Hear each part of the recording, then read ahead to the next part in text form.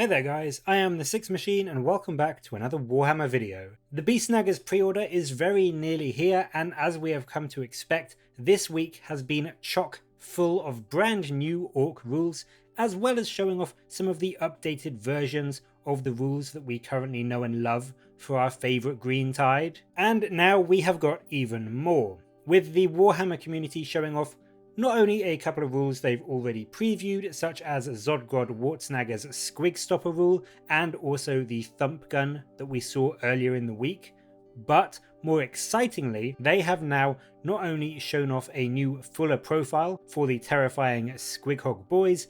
but we have also seen our first full Ork culture reveal, and this time it is for the Snakebites. The Snakebites culture, the old ways, was previously one of the least used cultures in the game, being really quite unexciting and pretty bad. It provided simply a 6-up to ignore wounds. This has now had a huge bump in usefulness and now comes with two parts. The first being that if an attack is made against your units which is below strength 8, then wound rolls of 1 to 3 always fail. It's sort of like a mini transhuman physiology, and whilst not quite as effective as full-on transhuman or inner circle, for example, it is still a pretty decent little rule which will help to keep your Ork boys alive for longer against those strength 6 and strength 7 weapons. It is admittedly something of a disappointment that it caps out at strength 8, and also the fact that the bump to toughness 5 on regular boys means that this isn't going to be useful against things such as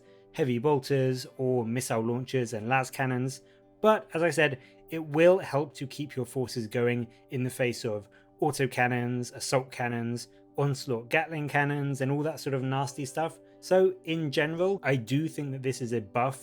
over the old 6-up to ignore wounds that the Snakebites had before. And on top of that, the new culture comes with the second part, and one which really makes them veer towards the Beast Snaggas units in my opinion, and that is when a Squig model with this culture charges or heroically intervenes, they get +1 to their wound rolls. So both parts of this together really helping your units to stay alive, to reach melee, and then letting things like your Squig Riders make the most of their high strength and get a huge amount of wounds through onto your enemies. And as you'll remember, the Beast Snaggas have a 6-up invuln and +1 to hit against monsters and vehicles as an innate bonus, so with the Snakebite culture you can be getting not only +1 to hit, but also +1 to wound if you charge your Squig riding greenskins into enemy tanks and monsters, which is honestly a very significant buff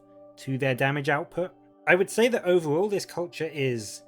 pretty good. It adds some survivability and a lot of potential damage to your units, although it is quite specific, and obviously if you have no Squig units, this loses a lot of its usefulness. So I do think that perhaps some other cultures may end up being better in a more all-rounder style army, but if you wanted to go heavy on the Beast Snaggas and load up on Squigs, this will definitely be a culture to consider if you really want to make the most out of their melee potential. And talking of Squig units, the article gives us a much better look at the Squighog Boyz as well. We saw their stat line the other day with that lovely toughness 6 and 3 wounds, but now we can see not only are they available in squads of 3 to 6, which means you can definitely load up on big squads of these guys to charge down the battlefield, but they also have some really quite scary looking weaponry to swing into the enemy. First off, the grots on the back of these guys can shoot and swing, firing either a strength 4 1 damage gun at 8 inches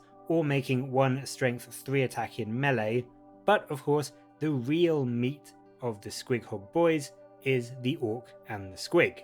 The boys have their stickers, which can either be used as a 12-inch range Assault 1 strength user, -2 AP 2 damage weapon, which gets +1 strength if the enemy is in half range, so providing you some semi-decent strength 6 2 damage shooting, which may take out a marine if you're lucky, but with 5+ to hit isn't really anything super scary. On the melee front though, those spears end up being the same profile in the end, with strength 6 -2 AP and 2 damage, but with the boys having 3 attacks and hitting on 3s, that is going to mean a minimum squad of these guys will be throwing out 9 strength 6 attacks into your enemy. And then on top of that, we are not finished yet, because after that, the Squigs can bite down with their terrifying jaws, and that gives each model an additional 2 strength 6 minus 1 AP 2 damage attacks, for a total of a minimum unit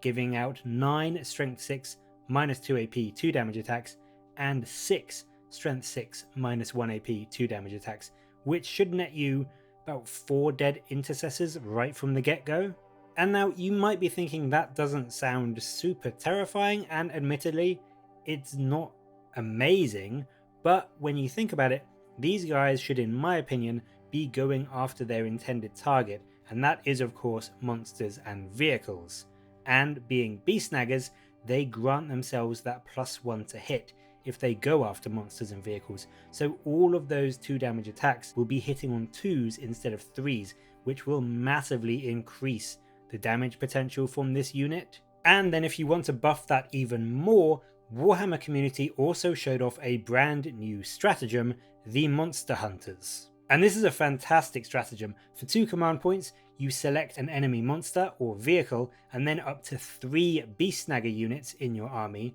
and then each time one of those units makes an attack against that target monster or vehicle, they get +1 to wound. So that is potentially spending 2 command points to give 18 Squighog Boyz +1 to wound, if you bring 3 maximum squads of 6 and then choose all 3 of them to be the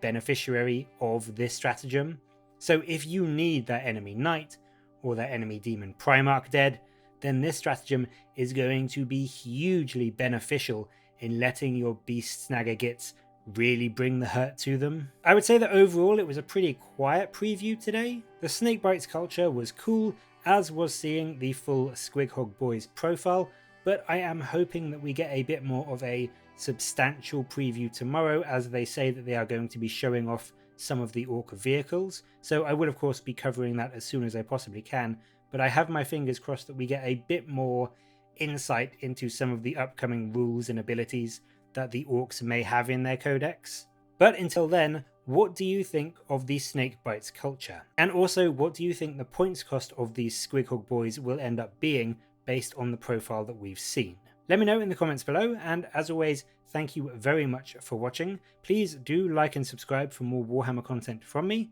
but until next time, I will catch you later, guys.